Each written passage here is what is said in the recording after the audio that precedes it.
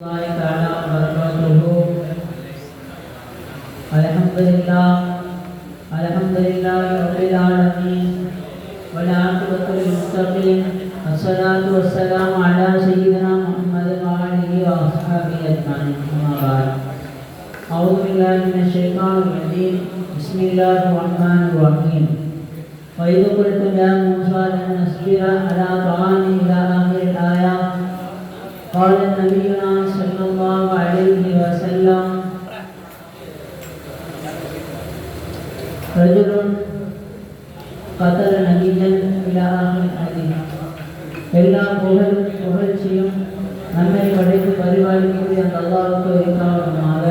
சாந்தியும் சமாதானமும் எம்பெருமானார் ரசூலுல்லாஹி கரீம் ஸல்லல்லாஹு அலைஹி வஸல்லம் அவர்களின் மீதும் அவர்களை பின்பற்றி வாழ்ந்த சத்திய சகாபாக்கள், தாபியீன்கள், தபா தாபியீன்கள், இங்கே அமர்ந்திருக்கும் அனைவர்களின் மீது நிலவுமாக.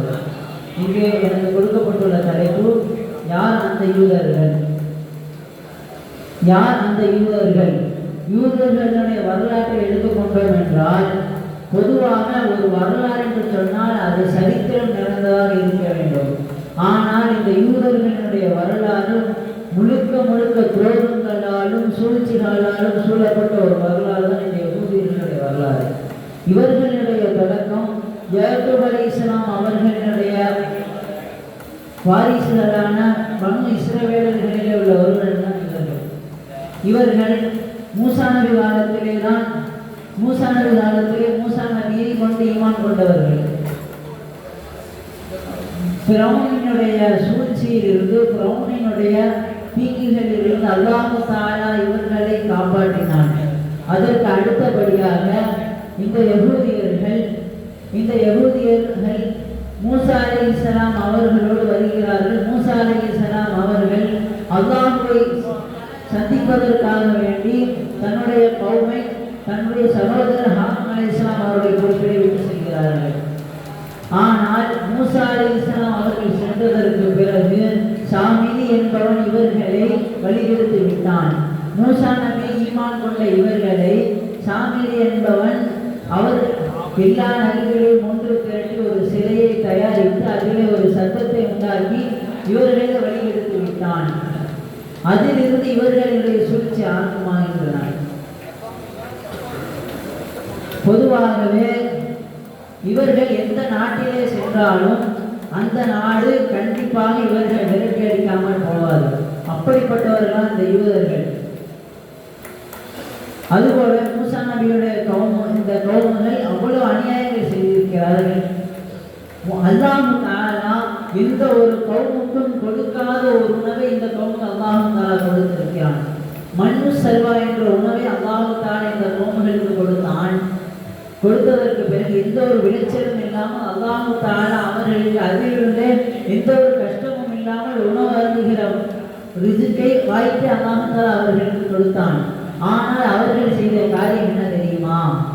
சொல்கிறார்கள் மூசா அலைஹிஸ்ஸலாம் அவர்களே, வயது கொடுத்தும் யா மூசா லன் நஸ்பிர அலா தஆமி வாஹிதின். ஒரே உணவை சாப்பிட்டு நாங்கள் ரொம்ப பொறுமையாக இருந்தது போதும், இதையெல்லாம் சாப்பிட்ட முடியல, வேற ஒன்றும் ஏதோ அல்லாஹ்வை கேட்டுக்காங்க அப்படிங்கிற மாதிரி மூசா அலைஹிஸ்ஸலாம் அவர்களை கேட்டார்கள். ஆனால் மூசா அலைஹிஸ்ஸலாம் அவர்கள் இதைவிடவும் ரொம்ப ஒரு தாழ்வான ஒரு கீழ்த்தரமான ஒரு உணவை கேட்கிறீர்களா?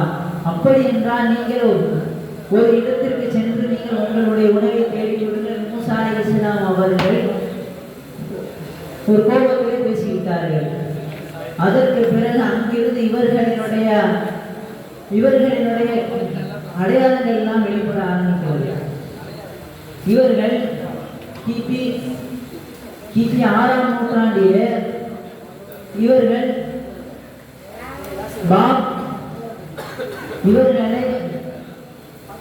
இவர்களின் சுய உருவங்களை பார்த்தால் பாபுலோனியா என்ற அங்கு இருக்கக்கூடிய ஒரு மன்னர் இவர்களை விரட்டி அடித்து விட்டார்கள். இவரை விரட்டி அடித்து அந்த பைத்துல் முகத்தஸ், அதாவது பாலஸ்தீனை அவர்களுடைய கண்ட்ரோலில் வைத்து விட்டார்கள். அதற்கு அடுத்தபடியாக 10ஆம் நூற்றாண்டிலே இவர்கள் ரோமானிய நாட்டிலே ரோமானியர்களுக்கு தொல்லையாக இருந்தார்கள். அங்கு அங்கு கலவரத்தை உண்டு பண்ணினார்கள். அதன் காரணமாக ரோமானியர்கள் இவர்களினுடைய வழிபாட்டு தலங்களான ஹைக்கலு சுலைமான் என்கிற வழிபாட்டு தலம், அது மாத்திரமில்லாமல் பைத்துல் முகத்தஸ், இவர்கள் செய்த தொல்லையின் காரணமாக அந்த இரண்டையும் உடைத்தெழுதி விட்டார்கள். அதற்கு அடுத்தபடியாக இவர்களை அந்த நாட்டிலிருந்து விரட்டி அடித்தார்கள். அதற்கு பிறகு ஈரானுடைய ஆட்சி காலத்திலே கொஞ்சம் நிம்மதியாக வாழ்ந்தார்கள். பிறகு பார்த்தோம் என்று சொன்னால் கிபி 70ஆம் நூற்றாண்டிலே ரோமானியர்களை எதிர்த்து கலவரம் செய்தார்கள். அன்றுதான் இவர்களை ரோமானியர்கள் விரட்டி அடித்தார்கள். இந்த யூதர்கள் பொதுவாக இந்த யூதர்களுக்கு சொந்தமான இடம் எதுவுமே கிடையாது. அவர்கள் வந்தவர்கள் என்றுதான் சொல்ல வேண்டும். அது மாத்திரமில்லாமல் இந்த யூதர்கள் என்ன செய்தார்கள் என்றால், பாலஸ்தீனத்திலே பொதுவாக அரபிகள் தான் ஆண்டு கொண்டிருந்தார்கள். அந்த அரபிகளை எல்லாம் அடித்தொழித்து விட்டு அந்த பாலஸ்தீனத்திலே இந்த யூதர்கள் வந்து மற்ற நாட்டு யூதர்களை எல்லாம் இங்கே குடியமர்த்தி விட்டார்கள். இப்படி யூரோப்பிய சூழ்ச்சிகளை எல்லாம் செய்தார்கள். இந்த யகூதியர்கள் எப்படி என்றால், இந்த யகூதியர்களுடைய வீட்டு விசேஷங்களிலே ஒரு நாடகம் நிகழ்த்துவார்கள். அந்த நாடகத்திலே என்ன சொல்வார்கள் தெரியுமா? அவர்களுடைய வரலாற்றை சொல்வார்கள். நாம் பாபிலோனியா என்ற நாடு நம்மை எப்படி விரட்டி அடித்தது, நாம் எகிப்திலிருந்து கிளம்பி நாம் எப்படி இங்கே வந்தோம், பாபிலோனியா என்ற நாடு நம்மை எப்படி விரட்டி அடித்தது, நாம் பாலஸ்தீனத்துக்கு எப்படி வந்தோம் என்ற அந்த சரித்திரத்தை எல்லாம் அந்த நாடகத்திலே உரையாடி காட்டுவார்கள். அப்படி உரையாடி காட்டி அந்த பிஞ்சு குழந்தையினுடைய மனதிலே நஞ்சை விதைத்தார்கள். இந்த பாலஸ்தீனம் உன்னுடையது என்றெல்லாம் அவர்களுடைய சிறு பிராயத்திலே அவர்களுடைய உள்ளத்திலே அதை ஊற்றி வளர்த்தார்கள். அதுபோலவே இந்த யூதர்கள் பொதுவாக எந்த நாட்டுக்கு சென்றாலும் அந்த நாட்டினுடைய விசேஷங்கள், அதாவது அந்த நாட்டில் என்ன பிளான்ஸ் போடுகிறார்களோ அதையெல்லாம் மற்ற நாட்டிற்கு தெரியாமல் சொல்லி விடுவார்கள். அப்படிப்பட்ட ஒரு வழக்கம் கொண்டவர்கள் இந்த யகூதியர்கள். இப்படி ஜெர்மனி இத்தனைக்கும் இவர்கள் 1500 ஆண்டுகளாக ஜெர்மனியோடு கூட்டாக இருந்தார்கள்.